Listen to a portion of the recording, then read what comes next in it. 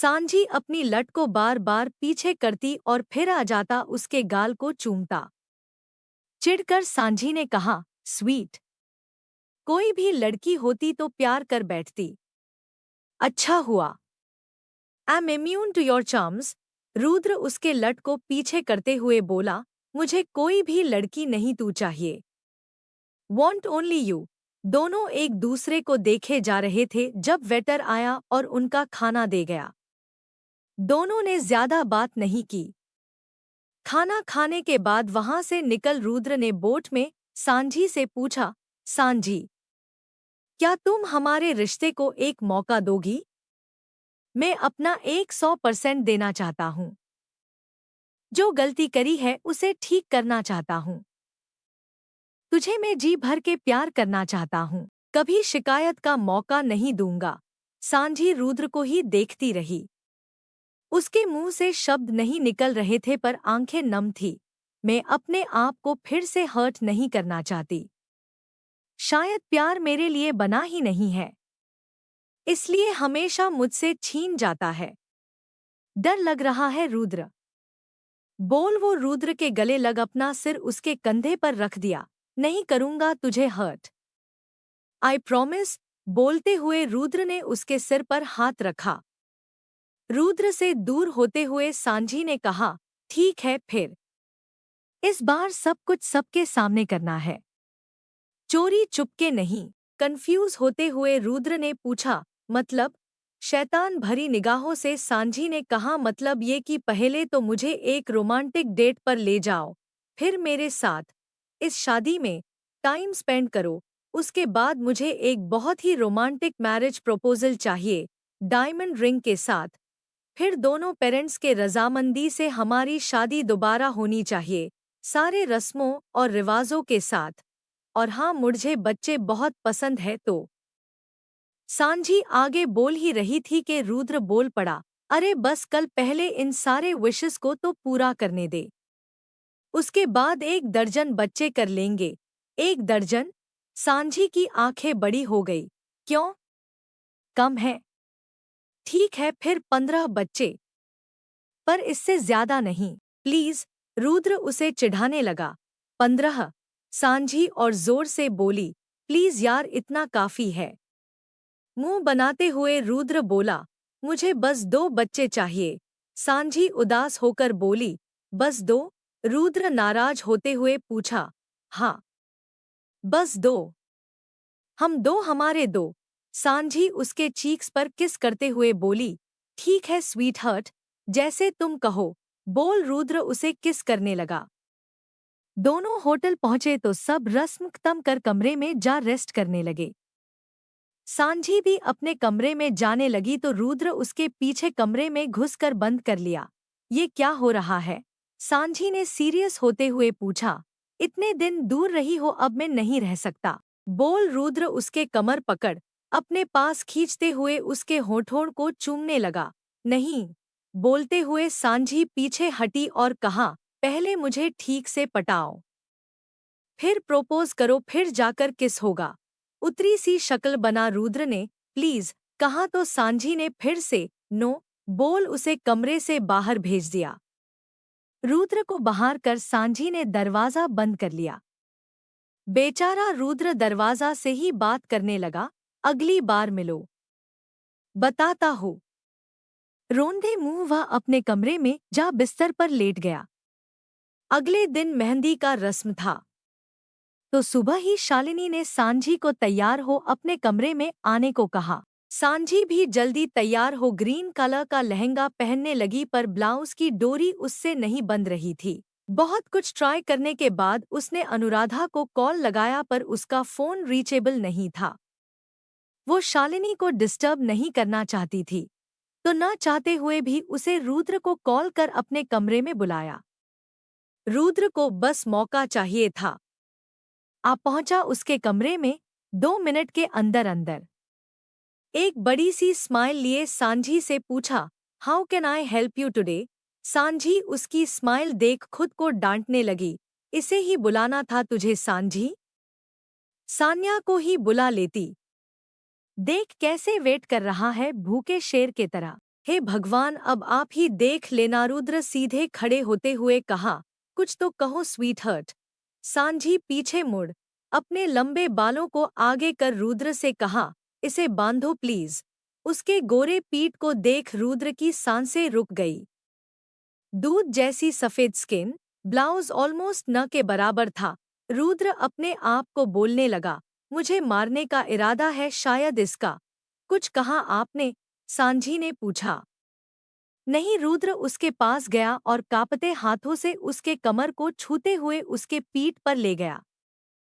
सांझी के करीब जा अपने होंठ उसके कंधे पर रख उसकी डोरी बांधने लगा। ठीक से बांधने के बाद रुद्र पीछे हटा और सांझी मुड़कर थैंक यू बोली, बहुत प्यारी लग रही हो। रुद्र कहते हुए उसके माथे को चूम कर कमरे से बाहर चला गया।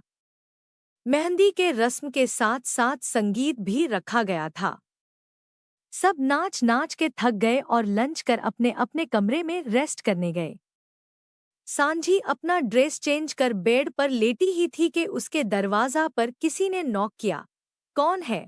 चिल्लाते हुए सांझी दरवाजे के पास गई। और कौन आ सकता है मेरे अलावा? रुद्र ताने मारते हुए पूछा। हंसते हुए सांझी ने दरवाजा खोला और रुद्र अंदर आकर उसका दरवाजा बंद कर दिया। क्यों आए हो यहाँ? सांझी अपने बाल बांधते हुए पूछने लगी। मेरा सिर दर्द कर रहा है। बोलते हुए रुद्र बेड पर लेट गया। बाम लगाओ या दवा लो, ठीक हो जाएगा। मेरे बेड पे क्यों लेटे हो? सांझी उसके पास आकर पूछने लगी। सांझी को बेड पर बिठाते हुए रुद्र अपना सिर उसकी गोदी में रख रिक्वेस्ट करने लगा, अगर हो सकता है तो थोड़ी मालिश कर दो प्लीज। जब इतने प्यार से रुद्र ने पूछा है तो सांझी उसे मना भी नहीं कर सकती। ठीक है, बोल। सांझी उसका सिर दबाने लगी। देखते ही देखते रुद्र उसकी गोदी में ही सो गया और सांझी भी हेडरेस्ट पर अपना सिर रख सो गई। 1 घंटे बाद जब रुद्र की नींद खुली उसने देखा सांझी का हाथ अभी भी उसके बालों में है और बड़े सुकून से सो रहे हैं। सोते हुए भी तू कितनी मासूम लगती है। रोज तुम्हें ऐसे सुकून से सोते हुए देखना चाहता हूँ और जब तू उठे तेरी भूरी आंखों में खो जाना चाहता हूँ। बस अब मेरे पास आ जाओ, सांझी कभी वापस नहीं जाने दूंगा। रुद्र उसे एकटक देखे जा रहा था। अचानक सांझी की नींद खुली तो उठकर देखा रुद्र उसे है देखे जा रहा है। मुस्कुराते हुए सांझी ने कहा, क्या देख रहे हो? रुद्र उसकी ओर मुड़कर उसके हाथ अपने हाथों में लिए चूमने लगा। क्या सोच रहे हो? बताओ तो। संजी ने फिर से पूछा, ऐसे ही मेरे पास रहना हमेशा। रुद्र उसे देखते हुए बोला, श्योर, बस मेरी लंबी लिस्ट जो बताई है उसे पूरा कर दो। हंसते हुए सांझी उसे चिढ़ाने लगी, वो तो मैं करूंगा ही, और बहुत जल्द तुझे अपने साथ ले जाऊंगा। बोल रुद्र उठकर बैठ गया। शाम को एक और पार्टी है। घर के बड़े भी होंगे पर हमारे बारे में कोई नहीं जानता तो थोड़ा कंट्रोल कर लेना। बोल सांझी उठकर तैयार होने लगी। रुद्र उसे पीछे से हग करते हुए बोल, ठीक है, पर अगर किसी लड़की ने मेरे साथ फ्लर्टिंग किया तो मैं तुम्हारे बारे में नहीं बोल सकता। मंजूर, ऑफ कोर्स। मैं भी नहीं बता सकती तुम्हारे बारे में, सांझी ने कैजुअली जवाब दिया। रुद्र कुछ बुदबुदाते हुए उसके कमरे से बाहर गया और अपने कमरे में रेडी होने लगा। 1 घंटे बाद सांझी एक बेहद खूबसूरत डायक कलर के सलवार कमीज और रेड कलर के कांजीवरम दुपट्टा पहने बाहर आई। ये ड्रेस उसने चेन्नई से ली थी। पहली नज़र में उसे ये ड्रेस पसंद आई थी तो उसने ले लिया। ड्रेस के साथ सांझी ने आंखों में काजल, कानों में झुमके, हाथों में बैंगल्स, माथे पर एक छोटी सी बिंदी लगाए अपने बालों को बांध वो बाहर आई। सांझी को आते देख वैसे भी सारे लड़के घायल हो गए पर अभिषेक थोड़ा ज्यादा ही फिदा हो गया। इधर रुद्र सांझी के पीछे ही था पर सांझी को अभी पता नहीं चला।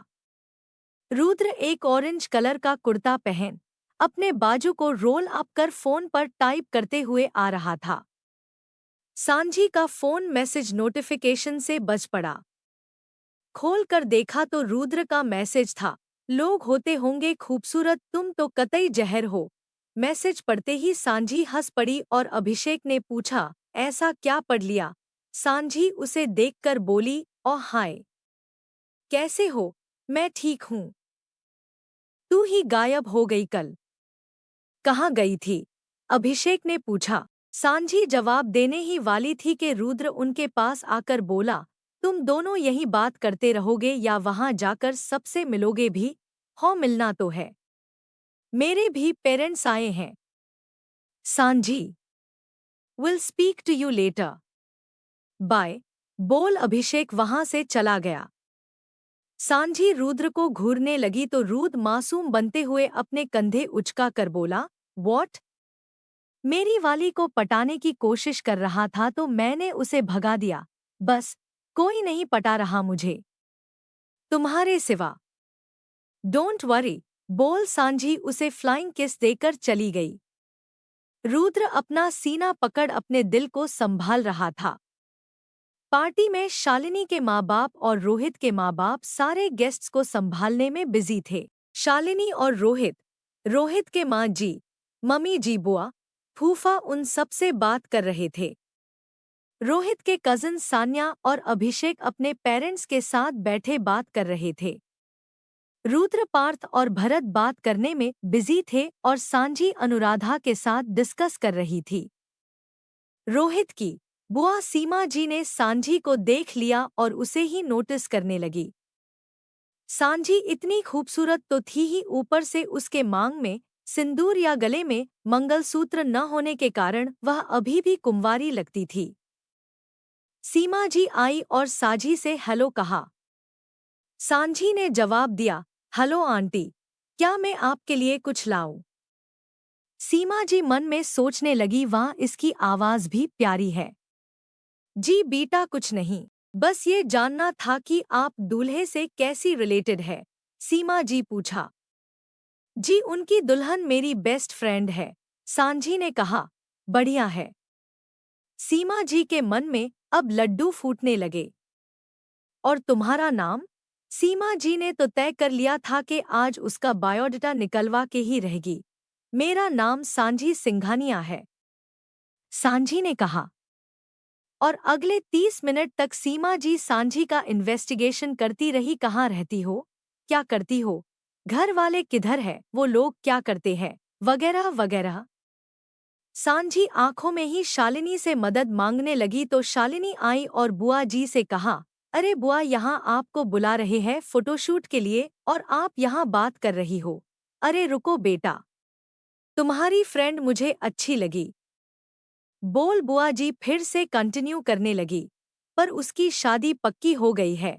शालिनी सीमा जी की सपनों को तोड़ते हुए बोली। हैं? सीमा जी हैरान शालिनी की ओर देखने लगी, तो पहले नहीं बता सकती? अरे, अभी अभी तो अपने मुझे बताया। वो देखो उधर, शालिनी रुद्र की ओर इशारा करते हुए बोली, वह जो लड़का ऑरेंज कलर के कुर्ते में खड़ा है वो उसका होने वाला पति है। सीमा जी ने मुड़कर रुद्र को देखा, जो पार्थ के साथ बात करने में बिजी था, तो खुद से बोल पड़ी, अरे है तो मेरे बेटे से भी बहुत हैंडसम है। ये लड़की भी गई हाथ से। ठीक है ठीक है, वो फोटोशूट किधर है शालिनी बिटिया? सीमा जी अपनी गलती छुपाते हुए पूछने लगी। वो उधर है, चलो मैं आपको ले चलती हूँ। बोल शालिनी उन्हें ले जाने लगी और सजी को आंख मार बाय बोलकर चली गई। सांझी हंसते हुए पार्थ और रुद्र के पास गई और उनसे बात करने लगी। और भाभी, सुलह हो गई? पार्थ ने पूछा। जी देवर जी, अब आपकी बारी है, मुझे भी एक देवरानी की जरूरत है। सांझी उसे चिढ़ाने लगी। पार्थ के चेहरे से मुस्कुराहट गायब हो गई और एक्सक्यूज मी बोलकर वो वह से चला गया। मैंने कुछ गलत बोल दिया क्या? सांझी टेंस्ड होकर रुद्र को पूछने लगी। नहीं, ऐसी कोई बात यही। वो पागल तो ऑलरेडी किसी से प्यार करता है, पर छोड़ो, अभी रहने दो, मुझे भूख लगी है, कुछ खा लेते हैं। बोल रुद्र उसे खाने की ओर ले गया।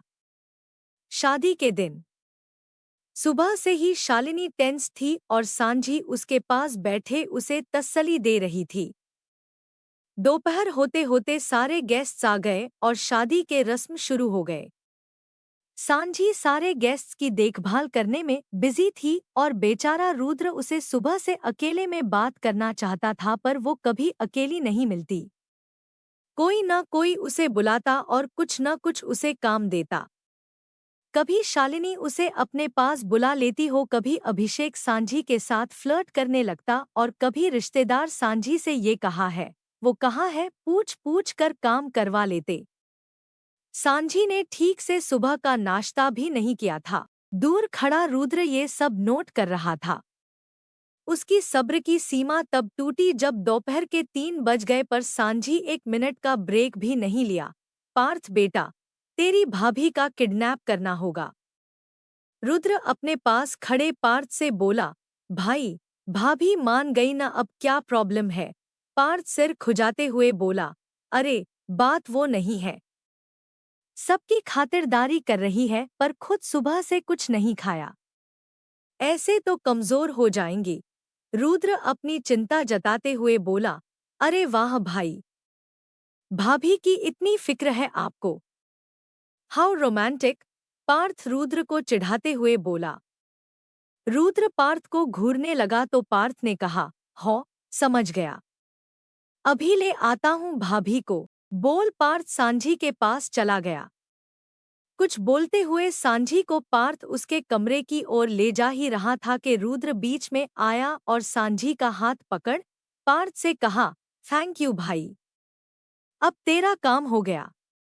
मैं संभाल लूंगा इसे, भाभी का ख्याल रखना, बोल पार्थ वह से चला गया।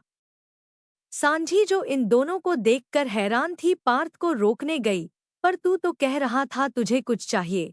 पार्थ को सांझी की आवाज सुनाई नहीं दी, पर रुद्र ने कहा, उसे कुछ नहीं चाहिए। मुझे चाहिए तुम्हारा वक्त। अरे कोई आ जाएगा। सांझी अपना हाथ छुड़ाने लगी। सांझी को अपने कमरे में ले जा उसने दरवाजा बंद कर लिया और कहा, अब कोई नहीं देखेगा। रुद्र ने सांझी को दीवार से लगा उसके करीब जा खड़ा हुआ। उसकी कमर को पकड़ उसे अपनी ओर खींचा और उसके होठों को चूमने लगा। सांझी ने पहले मना किया, पर जब रुद्र के होंठ उसके होठों को छूने लगे, सांझी भी उसे किस करने लगी। कुछ देर बाद रुद्र अलग होते हुए कहा, सुबह से तुमने कुछ खाया नहीं, तुम्हें कैसे पता? सांझी भौएं उठाकर पूछी। मैं तुम्हें नोटिस करता हूँ डार्लिंग, बोल रुद्र उसे अपने टेबल की ओर ले गया जहाँ खाना ऑलरेडी रखा था। बहुत सारे डिशेस देख सांझी के मुंह में पानी आ गया। रुद्र ने उसे बिठा खुद भी बैठ उसे खिलाने लगा।